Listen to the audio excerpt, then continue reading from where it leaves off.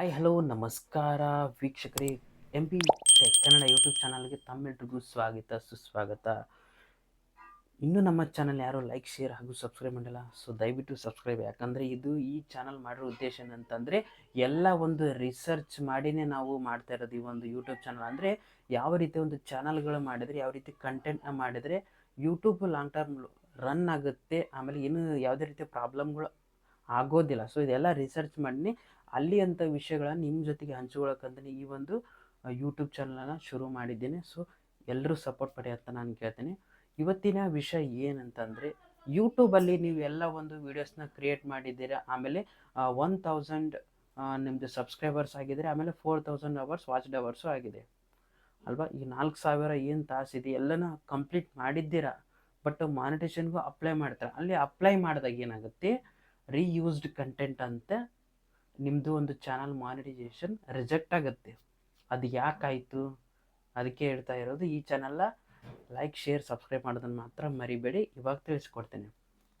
ಇವಾಗ ನೀವು ವೀಡಿಯೋಸ್ನ ಎಲ್ಲ ಮಾಡ್ತೀರಾ, ಬಟ್ ನೀವು ಹೇಗೆ ಮಾಡ್ತೀರಾ, ಅದಕ್ಕೆ ಎಷ್ಟು ವ್ಯಾಲ್ಯೂ ಕೊಟ್ಟಿದ್ದೀರಾ ಅನ್ನೋದನ್ನು ಯೂಟ್ಯೂಬ್ ಟೀಮ್ ಅವರು ಎಲ್ಲ ಸ್ಟಡಿ ಮಾಡ್ತಾರೆ. ಯಾಕಂದರೆ ಯಾವುದೇ ಒಂದು ವಿಡಿಯೋ ಮಾಡಿದರೂ ಅದು ನಿಮ್ಮ ಒಂದು ಸ್ವಂತದ್ದಾಗಿರಬೇಕು. ಅಂದರೆ ಬೇರೆದವರಿಂದ ಕಾಪಿ ಪೇಸ್ಟ್ ಆಗಿರಬಾರ್ದು. ಫಾರ್ ಎಕ್ಸಾಂಪಲ್, ಇವಾಗ ನಾನು ಏನು ಇವಾಗ ವಿಡಿಯೋ ಮಾಡ್ತಾ ಇದ್ದಲ್ಲ, ಇದು ನನ್ನ ಒಂದು ಸ್ವಂತ ಕ್ರಿಯೇಷನ್. ನಾನು ಸ್ವಂತವಾಗಿಯೇ ಮಾತಾಡ್ತಾ ಇದ್ದೀನಿ, ಆಮೇಲೆ ಸ್ವಂತವಾಗಿಯೇ ವಿಡಿಯೋ ಮಾಡ್ತಾ ಇದ್ದೀನಿ. ಇದನ್ನು ನಾನು ಅಪ್ಲೋಡ್ ಮಾಡ್ಬೋದು.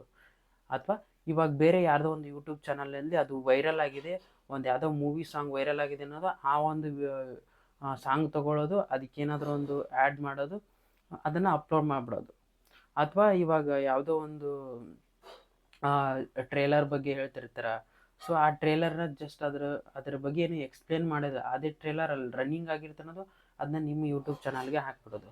ಅಥವಾ ಇವಾಗ ಬೇರೆ ಬೇರೆ ಒಂದು ವೆಬ್ಸೈಟ್ನಲ್ಲಿ ಇಮೇಜಸ್ ತೊಗೊತೀರ, ಆಮೇಲೆ ಫೋಟೋ ವೀಡಿಯೋಸ್ ಎಲ್ಲ ತೊಗೊತೀರ, ಬಟ್ ಅದನ್ನು ತೊಗೊಂಡು ಎಡಿಟ್ ಎಲ್ಲ ಮಾಡ್ತೀರ, ಬಟ್ ಅದು ಜಸ್ಟ್ ಒಂದು ಮ್ಯೂಸಿಕ್ ಹಾಕ್ಬಿಡೋದು, ಹಾಗೆ ಬಿಟ್ಬಿಡೋದು. ಬಟ್ ನೀವಲ್ಲಿ ಏನು ನಿಮ್ಮ ಒಂದು ವ್ಯಾಲ್ಯೂ ಯಾವುದೇ ರೀತಿಯ ಆ್ಯಡ್ ಮಾಡಿರೋದಿಲ್ಲ. ಓನಾಗಿಯೇ ವೀಡಿಯೋಸ್ನ ಕ್ರಿಯೇಟ್ ಮಾಡಿದರೆ ಯಾವುದೇ ರೀತಿಯ ಸಮಸ್ಯೆಗಳನ್ನು ಆಗೋದಿಲ್ಲ. ಓನಾಗಿಯೇ ನೀವು ಲಾಗ್ಸ್ ಮಾಡಿ, ಆಮೇಲೆ ಅದ್ರ ಬಗ್ಗೆ ಎಕ್ಸ್ಪ್ಲೇನ್ ಮಾಡಿ ಅದನ್ನು ಅಪ್ಲೋಡ್ ಮಾಡಿ. ಅಥವಾ ಏನಾದರೂ ಟೆಕ್ನಾಲಜಿ ಬಗ್ಗೆ ಗೊತ್ತಿದೆಯಾ, ಸೊ ಅದ್ರ ಬಗ್ಗೆ ಎಕ್ಸ್ಪ್ಲೇನ್ ಮಾಡಿ. ಒಟ್ಟು ನಿಮ್ದು ಏನಾದರೂ ಅದರಲ್ಲಿ ಯಾವುದೇ ಒಂದು ವಿಡಿಯೋ ಮಾಡಿದರೂ ನಿಮ್ಮ ಒಂದು ವ್ಯಾಲ್ಯೂ ಇರಬೇಕು, ವಾಯ್ಸ್ ಓವರ್ ಇರಬೇಕು, ಆಮೇಲೆ ನಿಮ್ಮದೇ ಆದಂಥ ಮ್ಯೂಸಿಕ್ ಇರಬೇಕು.